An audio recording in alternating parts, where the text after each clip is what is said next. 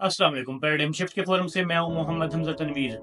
Viewers, आज की इस वीडियो में हम डिस्कस करेंगे इसराइल, ईरान और यूएस के दरमियान होने वाले रिसेंट सीज फायर को, और जो ये जंग थी उसके जो इवेंट्स थे और किस वजह से ये सीज फायर की तरफ गया, और क्या गजन्स को और पैलेस्टीनियंस को एक दफा फिर से बिट्रे कर दिया गया है। इस सारी सूरत हाल को हम आज की इस वीडियो में डिस्कस करेंगे। तो व्यूअर्स, अगर बात करें तो आपको मालूम है कि यूएस और इसराइल हमेशा से चाहते थे कि ईरान या कोई भी और मुस्लिम कंट्री कभी भी न्यूक्लियर पावर अटेन ना कर सके। और आपके इल्म में होगा कि जब पाकिस्तान ने भी न्यूक्लियर पावर अचीव करने की कोशिश की थी, न्यूक्लियर टेक्नोलॉजी डेवलप करने की कोशिश की थी, तो इसराइल और इंडिया ने मिलकर पाकिस्तान पे अटैक करने की कोशिश की, पाकिस्तान की न्यूक्लियर फैसिलिटीज़ पे अटैक करने की कोशिश की, लेकिन पाकिस्तान की एयरफोर्स ने इस तमाम ही कोशिश को नाकाम बना दिया था। लेकिन व्यूअर्स, अगर हम ईरान की बात करें तो ईरान को बहुत सी मुश्किलात का सामना है एक न्यूक्लियर पावर अटेन करने में। उसकी वजह यह है कि ईरान गुज़श्ता कुछ दहाइयों से, गुज़श्ता कुछ सालों से वो फ़लस्तीन की जो एक जद्दोजहद है, फ़लस्तीनियंस की जो एक जद्दोजहद है, उसको भी अपनी प्रॉक्सीज़ के ज़रिए सपोर्ट करता आ रहा है। और इसके साथ साथ ईरान ने हमेशा इसराइल के खिलाफ एक मुस्लिम दुनिया की एक कुवी आवाज़ होने का सबूत दिया है।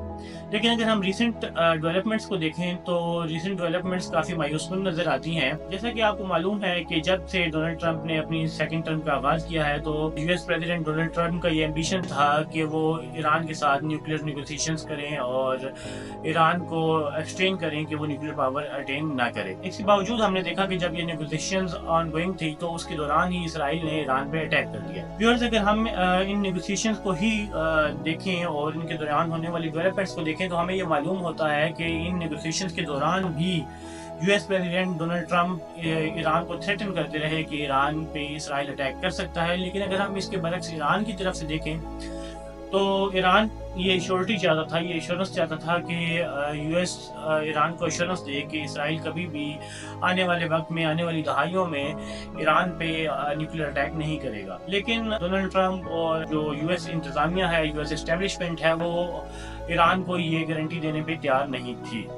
जिसकी वजह से ये नेगोशिएशंस कामयाब नहीं हो पाई। लेकिन अभी इन नेगोशिएशंस का सिलसिला जारी था। ऐसा नहीं था कि ये नेगोशिएशंस एंड हो गई थी, बल्कि इन नेगोशिएशंस के दौरान ही इसराइल ने ईरान की जो न्यूक्लियर फैसिलिटीज हैं उन पे अटैक कर दिया। लेकिन अब इशू ये था कि इसराइल अकेला कैपेबल नहीं था कि वो अकेले ही अपने अटैक्स के जरिए ईरान की न्यूक्लियर फैसिलिटीज को तबाह कर सके। उसकी वजह ये है कि ईरान की जो न्यूक्लियर फैसिलिटीज हैं वो डीप अंडरग्राउंड एस्टेब्लिश्ड हैं, और वहाँ पे इवन यूनाइटेड स्टेट्स के B-2 बॉम्बर्स के जरिए जब टमाहाक बम बरसाए गए तब भी उनको सिग्निफिकेंट किस्म का डैमेज नहीं किया जा सका। तो व्यूअर्स, इस सारी सूरत हाल की वजह से इसराइल ये चाहता था कि यूएस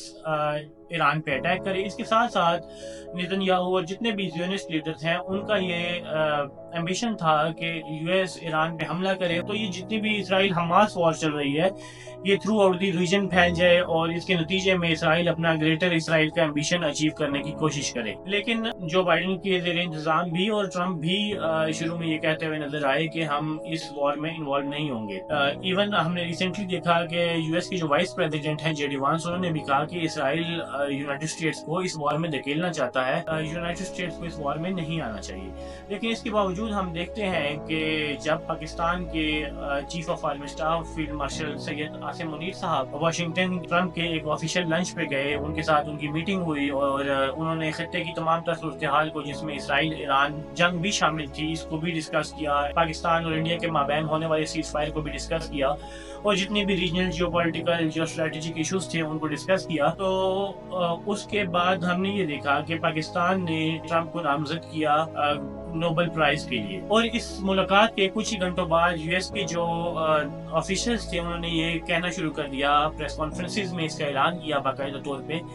कि यूनाइटेड स्टेट्स अगले 2 हफ्ते तक ईरान पे स्ट्राइक्स नहीं करे। लेकिन इस सारी सूरत हाल के दौरान ही हम देखते हैं कि जो ही पाकिस्तान ने नोबेल पीस प्राइज के लिए ट्रंप को नॉमिनेट किया तो उससे very next day United states ने ईरान पे हमला कर दिया।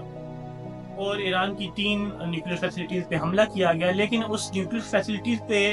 حملہ کرنے کے حوالے سے بھی جب ہم ڈیٹیلز کو دیکھتے ہیں تو ہمیں یہ پتہ چلتا ہے کہ ایران نے بھی نیوکلیر فیسلٹیز پہ اٹیک ہونے کے بعد یہ کہا کہ ہم شکریہ ادا کرتے ہیں اپنے ایک دوست ملک کا جس نے ہمیں ان اٹیکس کے ٹائم اور ڈے کا پہلے سے بتا دیا تھا، اور ہم نے اپنے جتنے بھی یورینیم ہے، انرچ یورینیم ہے، اس کو ہم نے پہلے سے ہی وہاں سے موو کر لیا تھا. اس کے ساتھ ساتھ ہم دیکھتے ہیں کہ یونائٹڈ اسٹیٹس نے B-2 بامبرز کے ذریعے جو بمبارڈمنٹ کی آن 3 نیوکلیر فیسلٹیز آف ایران، تو ان کو بھی کوئی خاطر خواہ قسم کا ڈیمیج دیکھنے کو نہیں ملا. پھر اس کے بعد ہم نے یہ دیکھا کہ پوری دنیا میں ورلڈ وار 3 کے حوالے سے بات کی جانے لگی اور ورلڈ وار 3 کے خطرات منڈلانے لگے، تو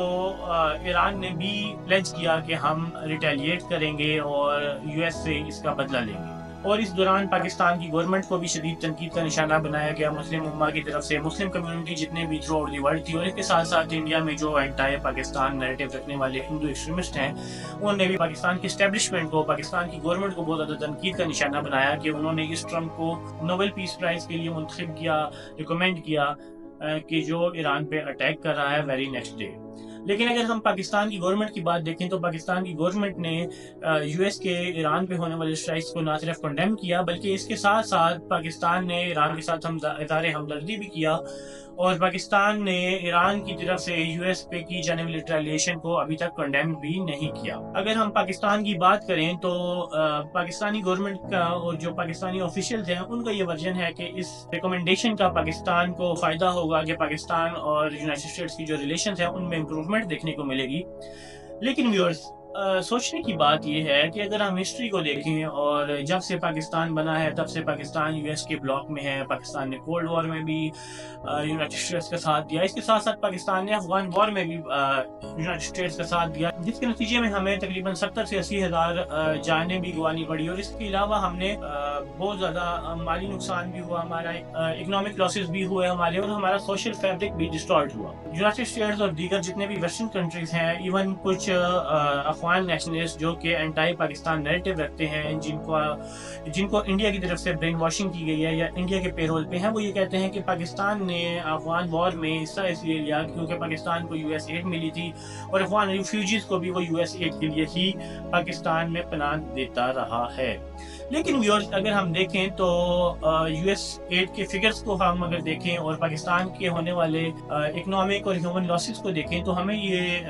واضح طور پہ نظر آتا ہے کہ پاکستان کی جو اکنامک لاسز ہیں، پاکستان کے جو ہیومن لاسز ہیں، اور اس کے ساتھ ساتھ جو پاکستان کی سوشل فیبرک ڈسٹارٹ ہوئی، وہ US ایڈ کی سے آنے والی اماؤنٹ سے بہت زیادہ ہے. تو اور اس بات کا اظہار former prime minister Imran Khan صاحب نے بھی اپنی ایک ٹویٹ میں کیا تھا، اور اس بات کا اظہار ہمارے کئی آفیشلز وقتاً فوقتاً کرتے رہے ہیں. تو ویورز، اگر ہم ہسٹری کو دیکھیں تو ان سب چیزوں کے باوجود یونائٹڈ اسٹیٹس نے ہمیشہ پاکستان کو بیٹرے کیا، اور جیسے کہ ہنری کیسنجر کی ایک بہت فیمس کوٹ ہے، "It might be dangerous to be America's enemy, but it is fatal to be its friend." تو ویورز، ہم یہ دیکھتے ہیں کہ جب پاکستان نے امریکہ کا ساتھ دیا یا امریکہ کی طرف قدم بڑھایا، تو امریکہ نے ہمیشہ پاکستان کو اپنے ریجنل ایمبیشنز اچیو کرنے کے لیے یوز کیا، اور جو ہی ان کے ریجنل ایمبیشنز اچیو ہو جاتے تھے تو انہوں نے ہمیشہ پاکستان کو بٹرے کیا، پاکستان پہ سینکشنز لگائی. ایون یہی ٹرمپ تھے جنہوں نے اپنے پریویس دور میں پاکستان کو ایز اے اسکیپ گوٹ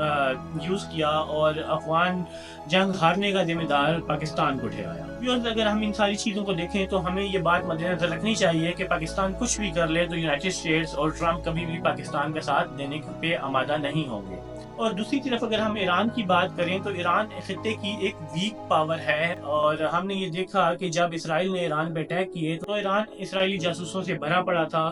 اور یہ بھی کہا جاتا ہے، ایسی بھی کچھ رپورٹس ہیں، ایران میں موجود انڈین اسرائیل کی موساد ایجنسی کے لیے جاسوسی کرتے ہوئے پکڑے گئے، اور کہ ایران میں ایک بہت بڑی تعداد میں انڈین جاسوس بھی موجود تھے جو کہ اسرائیل کو انفارمیشن پرووائڈ کرتے تھے. اور ہم نے یہ دیکھا کہ کلبھوشن جادو جو کہ پاکستان میں اور پاکستان کے پروونس بلوچستان میں دہشت گردی کرواتا تھا، وہ بھی ایران سے ہی پاکستان میں آیا تھا. تو یہ چیز ثابت کرتی ہے کہ ایران انٹرنلی بہت زیادہ ویک ہے، کیونکہ انہی جاسوسیوں کی وجہ سے، انہی سپائز کی وجہ سے ایران کے بہت سے آرمی کے لیڈرز مارے گئے، ٹاپ لیڈرشپ ماری گئی، اس کے ساتھ ساتھ بہت سے نیوکلیئر سائنٹسٹ بھی مارے گئے. ویورز، اس کے باوجود ہم یہ دیکھتے ہیں کہ ایران نے قطر پہ ایک اٹیک کیا اور اس کے بعد ڈونلڈ ٹرمپ کی ایک ٹویٹ آتی ہے جس میں ڈونلڈ ٹرمپ نے اس بات کا اظہار کیا کہ ایران نے پہلے سے ہی قطر کو اور امریکہ کو بتا دیا تھا کہ وہ قطر میں موجود امریکن بیس پہ اٹیک کرے گا، جس کی وجہ سے امریکہ کو کوئی بھی جانی یا مالی نقصان نہیں ہوا۔ اور اب حالات جو ہیں وہ سیز فائر کی طرف جائیں گے، اور میں چاہتا ہوں کہ اسرائیل بھی سیز فائر کرے، اور اس طرح کی ٹویٹ ڈونلڈ ٹرمپ نے کی جو کہ آپ یہاں پہ دیکھ بھی سکتے ہیں۔ تو ویورز، اس ساری صورتحال سے ایک بہت عجیب و غریب سی صورتحال دیکھنے کو ملتی ہے کہ ہم یہ دیکھتے ہیں کہ ایران بھی اعلان کرتا ہے کہ ہمیں ایک دوست کنٹری کی طرف سے وارن کر دیا گیا تھا، ہمیں ٹائم بتا دیا گیا تھا، دن بتا دیا گیا تھا۔ دوسری طرف یونائٹڈ اسٹیٹس بھی یہی اعلان کرتا ہے، ڈونلڈ ٹرمپ بھی یہی اعلان کرتے ہیں کہ قطر کو ایران نے کنوے کر دیا تھا اور قطر نے ہمیں بتا دیا تھا، جس کی وجہ سے ہمیں کوئی خاطر خواہ نقصان نہیں ہوتا۔ اس ساری سچویشن کو دیکھیں اور اس کے بعد ہم اگر اس سیز فائر کی بات کریں تو اس سیز فائر میں کہیں بھی پیلسٹائن کا یا غزہ کا ذکر موجود نہیں ہے۔ ویورز، جس کی وجہ سے نہایت افسوس کے ساتھ یہ کہنا پڑتا ہے کہ ایران نے بھی باقی امت کی طرح غزنس کو اور فلسطینینز کو بٹرے کر دیا، اور آج فلسطینی اپنی جنگ لڑنے کے لیے کسی بھی دوست ملک کی طرف یا کسی بھی مسلمان ملک کی طرف نہیں دیکھ سکتے، بلکہ ان کو یہ بات باور ہو چکی ہے کہ ان کو اگر یہ جنگ جیتنی ہے تو اپنے ہی بھروسے پہ جیتنی پڑے گی۔ مسلم امت میں چاہے وہ OIC ممبرز ہیں، ایران ہے یا کوئی بھی اور مسلم کنٹری ہے، وہ ان کی کسی بھی صورت ہیلپ نہیں کرے گا۔ ہاں، یمن ہو گیا یا لبنان میں موجود حزب اللہ گروپ ہو گیا یا ایسے کچھ چھوٹے چھوٹے گروپس ہیں جو کہ غزہ کے لوگوں کی، فلسطین کے لوگوں کی مدد کر سکتے ہیں۔ ویورز، اس کے برعکس اگر ہم دیکھیں کہ کیا یہ سیز فائر ہولڈ کرے گا اور کیا ورلڈ وار 3 کا خطرہ ٹل گیا ہے، تو جیسے ہم نے پہلے بات کی ڈونلڈ ٹرمپ کی، تو اسی طرح ہم جانتے ہیں کہ ہسٹوریکلی اگر دیکھا جائے تو اسرائیل نے بھی ہمیشہ سیز فائر کی مخالفت کی ہے، اور یہ مخالفت کوئی 1 2 یا 4 دفعہ نہیں ہوئی، بلکہ انگنت دفعہ اسرائیل نے سیز فائر توڑے ہیں، جس میں حماس کے ساتھ بھی کیے جانے والے سیز فائر کو توڑا گیا، غزہ کے سیولینز پہ بمبارڈمنٹ کی گئی، غزہ کے سیولین انفراسٹرکچر کو ڈیمیج کیا گیا، معصوم بچوں کو شہید کیا گیا، ایون ریفیوجی کیمپس پہ بھی بمبارڈمنٹ کی گئی، اور ڈیلیبریٹلی وہاں پہ ریفیوجی کیمپس میں آگ لگائی گئی، US ایڈ ورکرز کو بھی نشانہ بنایا گیا، اس کے ساتھ ساتھ یونائٹڈ نیشنز کے ورکرز کو بھی نشانہ بنایا گیا، جتنے بھی ویلفیئر آرگنائزیشنز کے لوگ ہیں ان کو بھی نشانہ بنایا جاتا رہا۔ تو ویورز، اس ساری صورتحال کو دیکھتے ہوئے یہ کہنا بالکل بھی مشکل نہیں ہے اور بالکل بھی غلط بھی نہیں ہوگا کہ آنے والے وقت میں چاہے وہ سال بعد ہو، 1 مہینے بعد ہو، کچھ گھنٹے بعد ہو یا کچھ ہفتوں بعد ہو، اسرائیل اس سیز فائر کو وائلیٹ کرے گا، اور اس کا واحد مقصد جو ہے وہ یہ ہے کہ وہ گریٹر اسرائیل کو اسٹیبلش کرنا چاہتا ہے، اور اس ایمبیشن کو اچیو کرنے کے لیے، جس میں ان کی کچھ ریلیجیس موٹیویشن بھی شامل ہیں، اس ایمبیشن کو اچیو کرنے کے لیے اسرائیل کسی بھی حد تک جائے گا، اور وہ ایران اور اس کے بعد پاکستان اور دیگر جتنے خطے کے ممالک ہیں ان پہ بھی اٹیک کرنے سے گریز نہیں کرے گا۔ اور اس بارے میں تو آپ نے سوشل میڈیا پہ دیکھا بھی ہوگا کہ آج کل سوشل میڈیا پہ نیتن یاہو کا ایک پرانا ٹویٹ گردش کر رہا ہے، جس میں نیتن یاہو نے یہ کہا ہے کہ اسرائیل کو سب سے زیادہ خطرہ پاکستان سے ہے ایران کے بعد، اور وہ ایران کے بعد پاکستان کو ہی ٹارگٹ کرے گا۔ تو ویورز، اگر اس ساری صورتحال کو دیکھا جائے اور قطر اور گلف کنٹریز میں موجود یونائٹڈ اسٹیٹس کی جو ملٹری بیسز ہیں ان کو دیکھا جائے، اور جو گلف کنٹریز کا ایٹیٹیوڈ ہے اس کو دیکھا جائے، تو ہمیں یہ معلوم ہوتا ہے کہ چاہے وہ ان کے ساتھ کسی بھی حد تک آگے چلے جائیں، کسی بھی حد تک کارڈیل ریلیشنز قائم کر لیں، لیکن اسرائیل نے اپنا جو گریٹر اسرائیل کا امبیشن ہے اس کو اچیو کرنا ہے، اور ایران کے بعد پاکستان، اور پاکستان کے بعد الٹیمیٹلی گلف نیشنز کا بھی نمبر آئے گا ہی آئے گا۔ پھر دکھ کے ساتھ کہنا پڑتا ہے کہ مسلم امت آج متفق نہیں ہے، لیکن ہم نے یہ دیکھا کہ ایران پہ جب اسرائیل نے اٹیک کیا تو پاکستان میں یہ چیز دیکھنے کو ملی کہ سنی شیعہ لوگ میں ایک اتحاد دیکھنے کو ملا، سیکٹیرین یونٹی دیکھنے کو ملی ہمیں۔ لیکن اگر ہم اوور آل امہ کی بات کریں، امہ کی لیڈرشپ کی بات کریں، تو ہمیں یہ دیکھنے کو ملتا ہے کہ ہماری لیڈرشپ، مسلم امہ کی لیڈرشپ ایک ساتھ بیٹھنے کو تیار نہیں ہے، اور آنے والے وقت میں اس کا خمیازہ تمام امت کو بھگتنا پڑے گا۔ اور آج بھی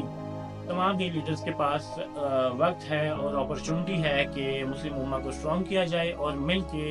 इस थ्रेट का मुकाबला किया जाए, otherwise one after the other सभी का नंबर आएगा। आई होप सो व्यूअर्स आपको हमारी ये वीडियो पसंद आई होगी। अगर आपको हमारी ये वीडियो पसंद आई है तो इसको लाइक एंड शेयर ज़रूर कीजिएगा। इसके साथ साथ अगर आप एक एस्पायरिंग राइटर हैं और आप ये चाहते हैं कि आपके रिसर्च आर्टिकल और रिसर्च पेपर्स पब्लिश हों तो डू विजिट आवर वेबसाइट जिसका लिंक डिस्क्रिप्शन में गिवन है। थैंक यू, अल्लाह हाफिज़।